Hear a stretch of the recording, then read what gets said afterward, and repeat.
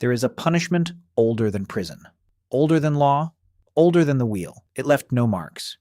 It drew no blood. And for almost all of human history, it was a death sentence. It was being told to leave, no execution, no exile party, just 3 words, spoken by the group, you can't stay. Today, we open the file on the cruelest thing one human ever did to another, and why your body still hasn't forgotten it. Picture the world 50,000 years ago. No towns, no strangers to run to. The group you were born into was the entire world. Your food, your warmth, your protection, your name. Alone, you were not a free individual. You were prey. One person could not bring down large game, could not stay awake all night to guard against predators, could not survive a fever with no one to carry water. So the tribe held the ultimate weapon. Not a spear, not a fist. The power to simply stop including you. Banishment wasn't a metaphor. It was the slowest execution the group could choose. And the question this file asks is brutal. What actually happened to a human being when the group turned its back? In hunter-gatherer societies that anthropologists still study today, the harshest punishment is rarely violence. It's withdrawal. The Juhuanzi of the Kalahari, the Mbuti of the Congo, across cultures, the worst sentence isn't a beating. It's the silent treatment, scaled up to the entire community. They stop sharing food with you. They stop speaking your name. They look through you like you're already gone. Anthropologists have a phrase for it. The Great Silence. A person could stand in the middle of camp, surrounded by everyone they had ever known, and be completely, deliberately alone. And here's what makes it lethal. In that world, there was no moving to the next town. There was no next town. To be cast out was to be handed a slow death, starvation, exposure, or the predator waiting just past the firelight. The group didn't have to kill you. They just had to let go. And this is where it stops being history and starts being you. In 2003, psychologist Kipling Williams ran an experiment.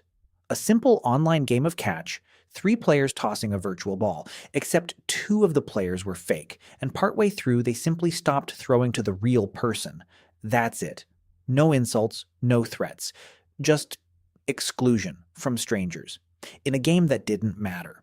The subjects reported real pain, anger, a drop in their sense of belonging and self-worth in seconds. Then they scanned the brains. And here's the verdict the data delivered. Social rejection lit up the same region, the dorsal anterior cingulate cortex, that activates during physical pain. Read that again. To your brain, being left out and being injured are processed in the same place. We don't say heartbreak hurts as a metaphor. Your nervous system is being literal. If a case file like this is why you're here, one mystery, traced all the way back to the evidence, then subscribe. We open a new file every week, and the next one will change how you see something you do every single day. Now, back to the evidence. Why would evolution build a creature that feels physical agony from being ignored? Because it kept us alive. The humans who felt rejection as unbearable pain were the ones who worked desperately to avoid it, who shared, who apologized, who fell back in line, who repaired the bond before it broke. They stayed in the group. They survived. They had children. The ones who shrugged and didn't care, they drifted. They got cast out, and they vanished from the gene pool, and that desperation became part of us. It shaped how we read faces, how we crave approval, how we feel the room turn before a single word is spoken. So the agony isn't a flaw. It's an inheritance. An ancient alarm system screaming the same warning it screamed 50,000 years ago, get back to the group or you will die.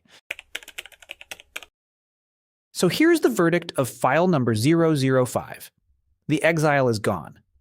The savannah is gone. You will not die tonight for eating alone. But the alarm system never got the memo.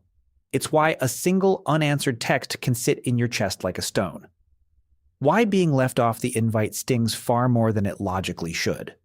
Why a stranger's cruel comment can ruin your whole day.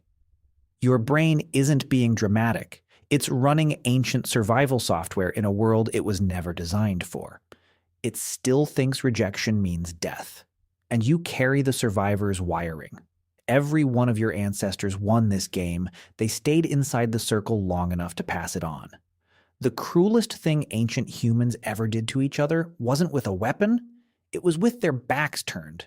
And the proof that it worked is that 50,000 years later, it still hurts. This file stays open. If you felt that alarm go off over something small, tell me in the comments where it hit you. I read everyone.